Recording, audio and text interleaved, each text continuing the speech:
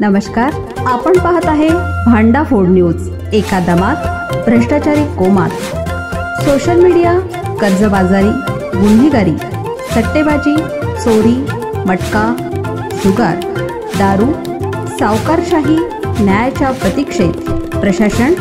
भांडाफोड news, एका दमात भ्रष्टाचारी कोमात।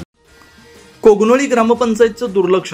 कोगनोळीमधून कागलकडे जाणाऱ्या रोडवरती जवाहर ऑफिस शेजारी कचरा भर रस्त्यावरती टाकलाय।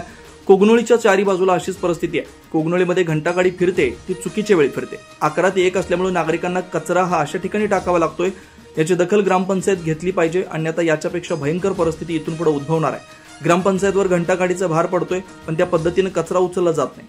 शासनाने ग्रामपंचायतीला लाखो रुपये खर्च करून कचरा प्रकल्प उभा केलाय, पण त्यातून उत्पन्न 0 रुपयाचं आहे। कारण ग्रामपंचायत प्रशासन योग्य पद्धतीने काम करत नसल्यामुळे मिळणारं उत्पन्न हे 0 आहे। कर्नाटकामधील बीडी व नंदगड ग्रामपंचायतमध्ये कचरा प्रकल्प बघण्यासाठी संपूर्ण ग्रामपंचायतमधून सर्व ग्रामपंचायत सदस्य व कर्मचारी वर्ग इथे येऊन गेले होते। तिथे कचरा विघटन करून तो कचरा व त्यापासून मिळणारं उत्पन्न दाखवलं होतं, तर त्याचा कोणताही विचार पूर्ण ग्रामपंचायतीने केला नाही। तर तो प्रकल्प ठेकेदारांना पैसे मिळवण्यासाठी केला काय, असा प्रश्न कोगनोळीमधील नागरिकांना पडलाय।